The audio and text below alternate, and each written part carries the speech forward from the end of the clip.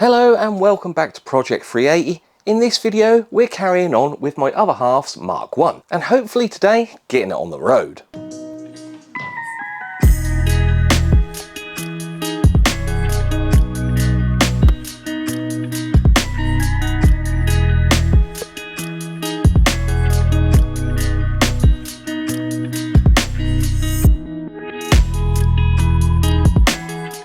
So today on the Mark 1 we've got a big list of things to get on with. We've still got to finish the coolant hoses, fill it up with coolant, give it a service, get the bumper and the front wings reattached, sort out some license plates, make sure all the lights work, put a door on, make sure it shuts and locks, make sure all the windows work and put the interior back in. And then finally, hopefully, put an MOT on it and get it on the road. So let's get stuck into it. So to start things off with, I'm going to let the other half carry on with the silicone hose kit while I play around with the bumper.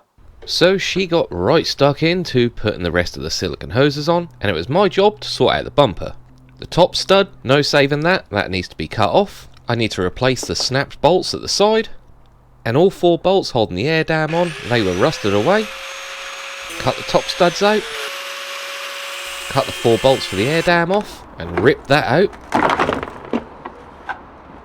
Now time for the side bolts. This is actually a panel that sits in the bumper, held in with 3 plastic clips, which will probably break.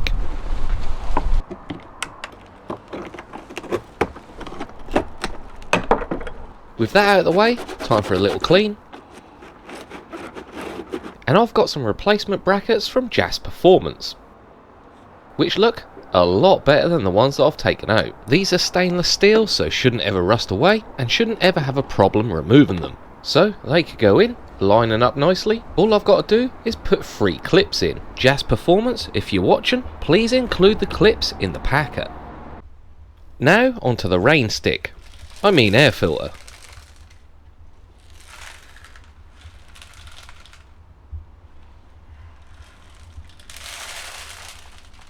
There's definitely something in the airbox, and it's making it sound like a rain stick. So she removed all the bolts holding the mass airflow onto the airbox so we could take it apart. There's obviously been a mouse in this in the last 15 years. Luckily for us, it's not its home anymore.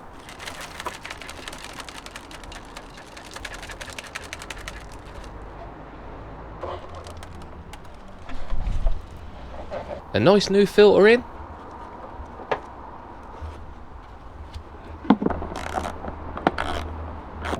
And the airbox assembly could go back in the car.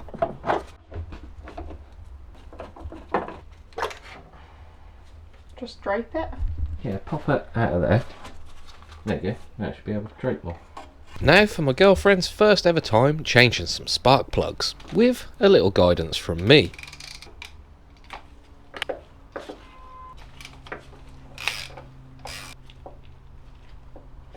Try and lift it up.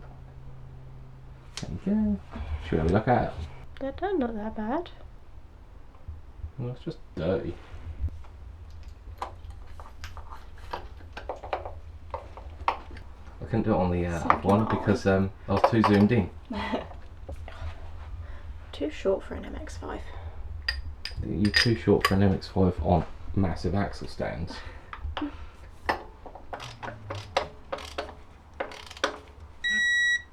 you go. Next Done? one. Yep. Well, that doesn't feel tight enough. Where is my number 4? That one. 4's the shortest one, yep.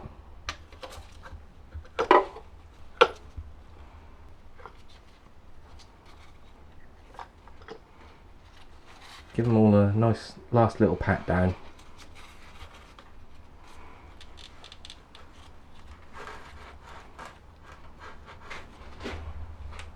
Ow.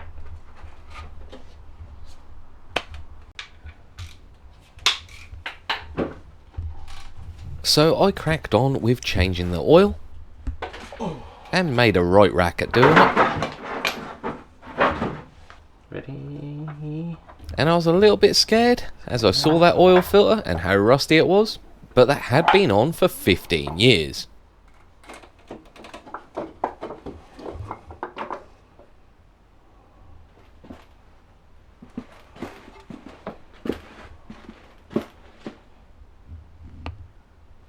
nasty. Time for a new oil filter and some fresh oil.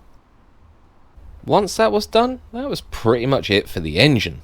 And everything in the engine bay was looking a little bit tired and a little bit dirty. So I treated myself to a steam cleaner and got right stuck in. All the old oil that had seeped from the rocker cover gasket had mixed with dirt and debris and stuck all over the injectors, all down the side of the engine, and the rest of the engine bay was just built up with dirt. The steam cleaner is pretty effective at getting rid of all of this without causing damage that you might find using a pressure washer. I only spent about half an hour on this and I think it came up pretty good. It could use a little bit more work. And the master cylinder looks brand new. I'm now at the stage where I need some power in the car, so it's time to put in a new 063 battery with a G19 06 tie down. A few things in the way that I need to clear out first. For more detailed fitting instructions, check out my video on the G19 battery tie down. But with that out of the way, it was time to rip out that carpet that covers the battery, which looks a little bit squashed. And then the two battery stays, which is on the chassis, they won't be needed anymore.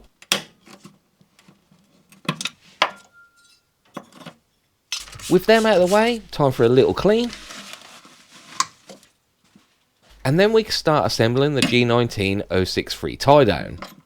The upright bolts into the chassis first, and then the top clamp. This is a little bit fiddly. Installing these two bolts is a little bit tricky as you've got to reach round the chassis into a tiny hole, and it may take some time, but it's definitely worth it to have a cheaper, more secure battery. We're installing a Banner 063 battery, which is a really good battery with a 3-year guarantee, and you can find this at all Wilco Motor Spares and Fast Fits. Put the negative terminal on the battery first before sliding it in. It does make it a little bit easier. And then for the top clamp. Two 10mm nuts at the front and a 13 at the back. Don't do these down too tight, you don't want to squash that battery, or bend your new tie down. That's the battery all secured. Now it's time to connect the positive. If you have got these little covers, most of the time you can pop out a little bit to make it look just a little bit neater.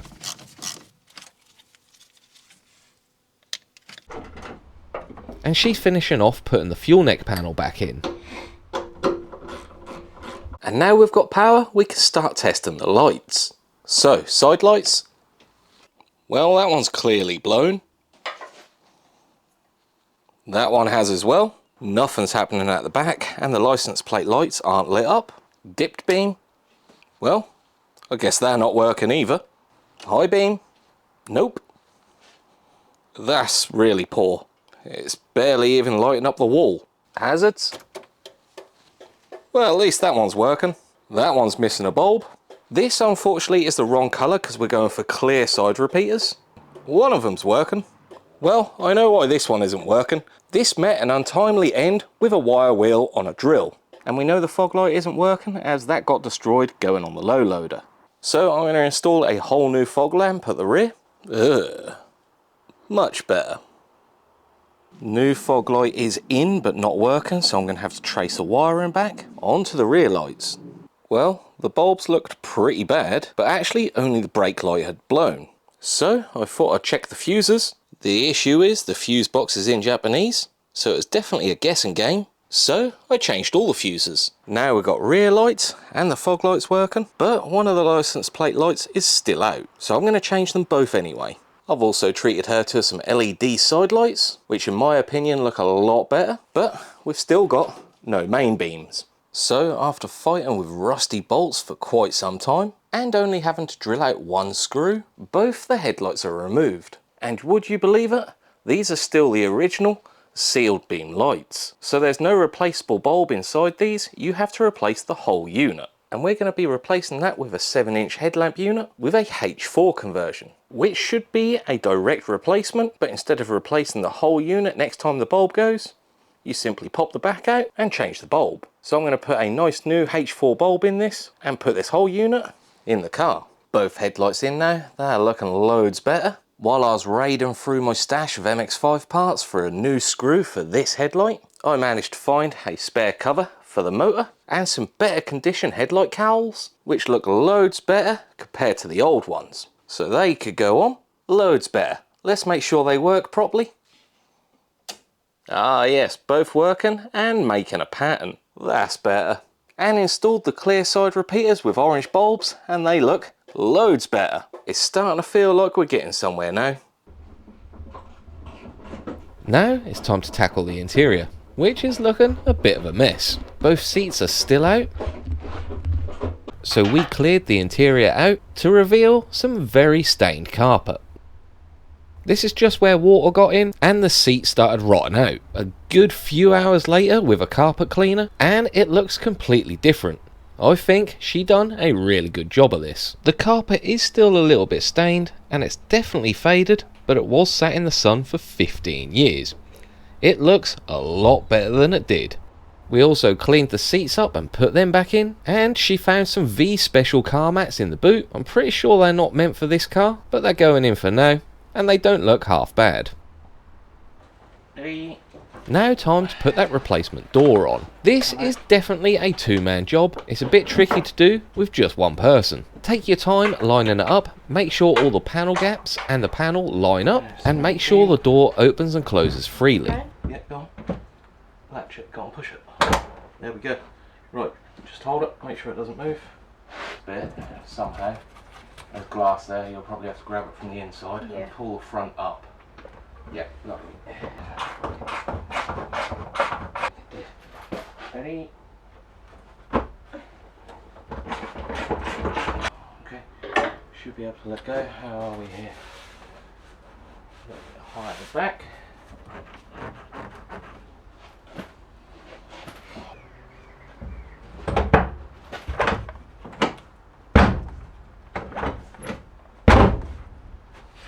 Good. With all the bulbs done and working and the car still up in the air, it's time for another key job underneath the car. And that is a transmission service. So this car is an automatic and it hasn't been driven for 15 years. So I know that fluid's going to be pretty much useless. So on these auto gearboxes, the whole automatic gearbox sump has to come off. There's a little filter inside that you need to clean out, reseal the sump back onto the gearbox, and then fill it up through the engine bay. So I'm going to pop myself underneath the car and remove that gearbox sump. Gearbox sump is all off and all the oil is drained. I've made a huge mess. This was leaking anyway, and it's probably because the gasket is completely destroyed. But the gearbox is all cleaned up. I've just got to clean the sump up, reseal it and put it on. Sump all back on now and it's time for some ATF fluid. I had to fill this through the automatic transmission dipstick tube, which took a while. The level on this is going to have to be checked again once the car is running. And while I was up here, I decided to put some coolant in the coolant system, which too will have to be topped up when the engine's running.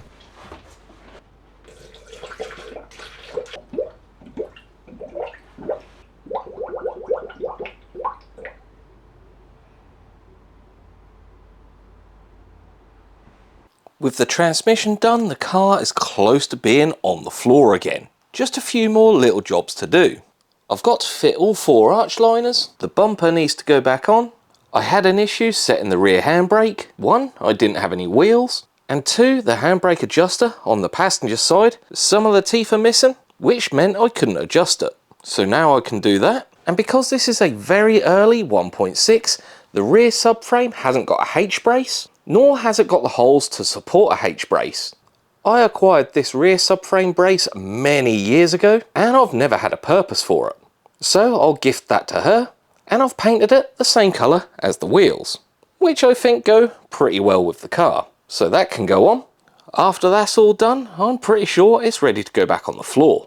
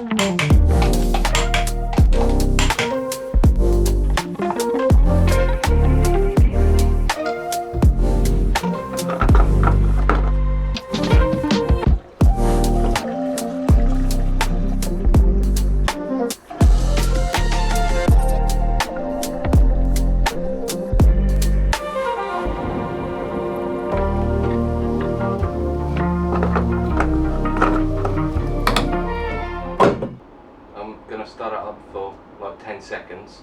Yeah. And then turn it straight off.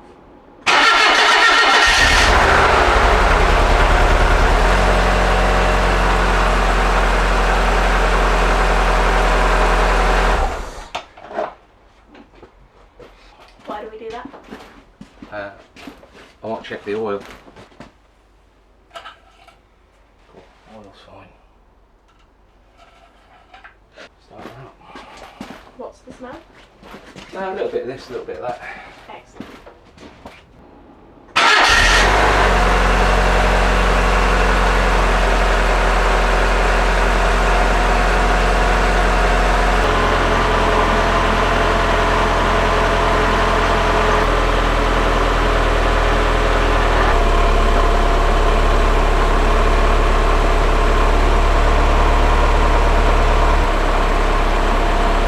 Then give it a little rev.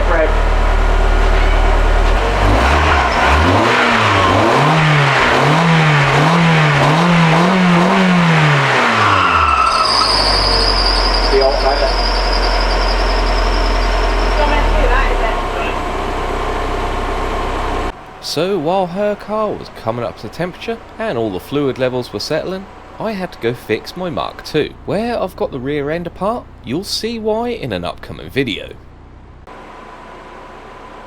Everything seems to be running nicely, so I topped the expansion tank up with what I had left in the funnel.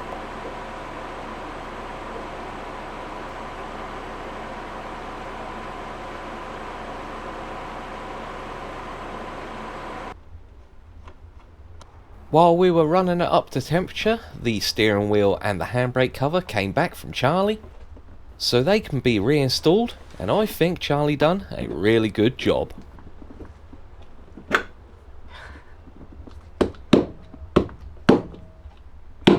I think we're on.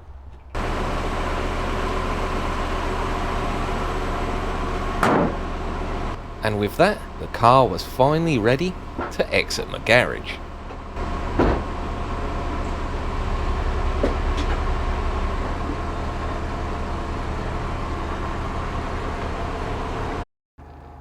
All set and ready to go, it's time for its first drive in 15 years. And I'm going to take the car straight to work and do an alignment. It's so weird driving an automatic MX5. Not quite sure what that squeak was. I've got plenty of transmission fluid in the boot in case it needs a top up when I get to work.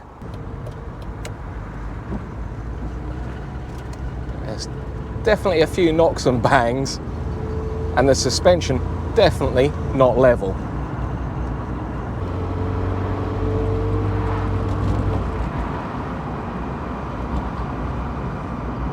Automatic gear changes in an MX5 is just strange.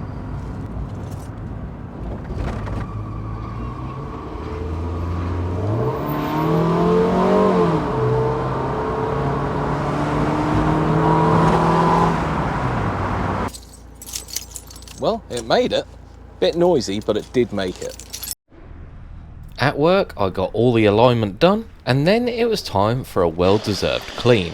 But before I get that pressure washer out and soak the car, I know those drain holes are well and truly blocked.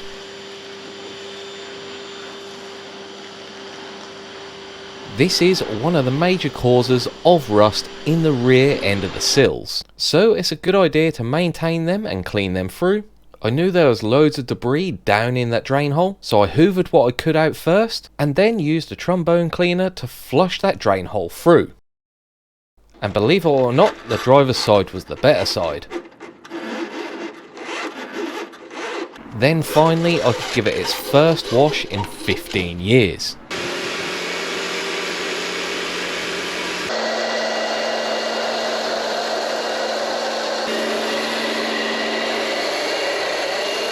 After it was all washed and dried, it was time to see whether I could bring that paint back to a nice glossy shine with a good machine polish.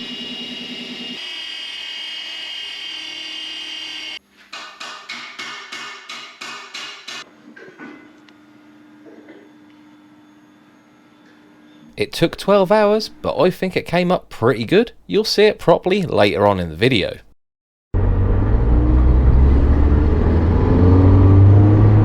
don't change gear. So polishing it up took about 12 hours. I'll reveal that later on in the video. But now we're going to the MOT station. First MOT in 15 years. Fingers crossed it passes. Did you know you've got a heated rear windscreen? Have I? Yeah, look at the button down here.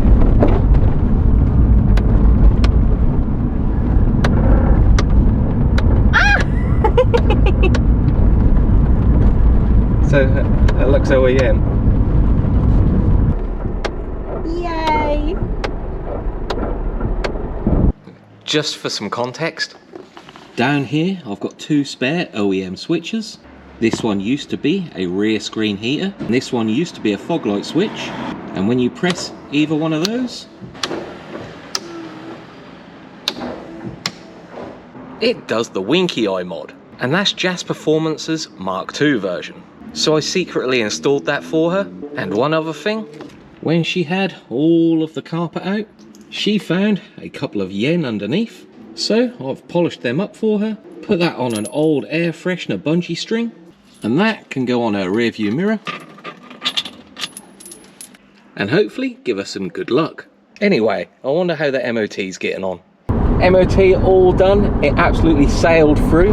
At last, an MX5 that sailed through the MOT. So now with a fresh MOT, it's time to tax her, and then she can finally drive her own MX5. Now I officially get to be passenger princess.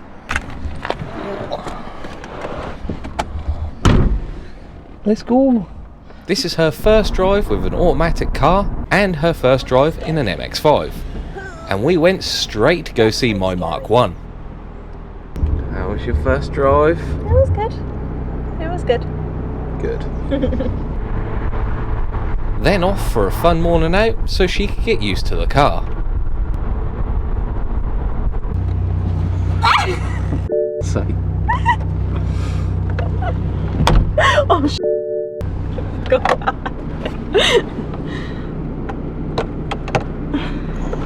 Ah, okay, that spider fell out. Ah! Is it big? Yeah. Is that on? Yeah. Yep. Oh, I'm getting that spider.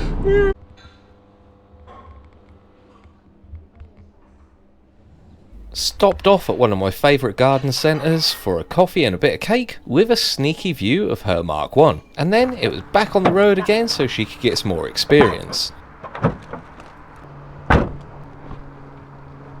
And of course the roof's got to go down. She treated me to a nice new plant to say thank you for helping her build her car, so that's coming for a ride along too.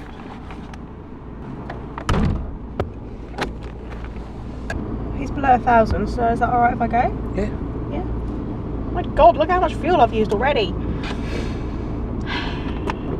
Skippy, you're going to be an expensive car. Had a nice little morning drive out, stopped off at a familiar spot which you'll recognise in a minute to take some photos and a little video of the car. And this is how the car looks now. I can feel the pressure. Try to find my way between the lines, but I don't know if I can manage.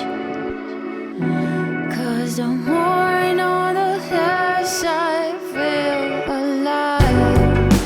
Let's say we try. I don't wanna fight. Always coming back to you. I don't really mind staying all night. Yeah, it's always been you.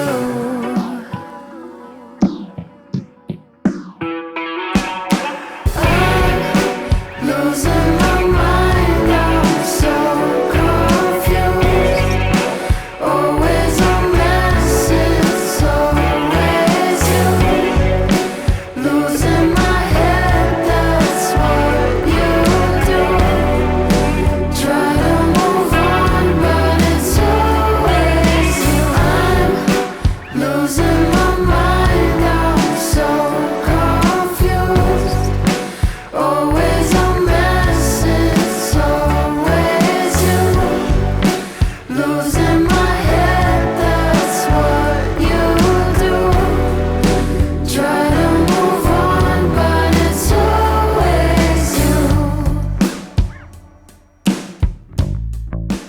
So I think you'll agree, 15 years off the road to what it is now, it's looking pretty good. So that's going to be it from her Mark 1 for a little while. I'm going to let her drive it around and enjoy it for a bit. And if there's anything that needs doing, I'll pick the camera back up again. But right now, it's time to go enjoy her Mark 1. Thanks for watching. As per usual, don't forget to like, comment, share and subscribe if you're new. And I'll see you in the next one.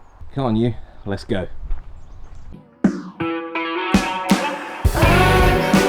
Losing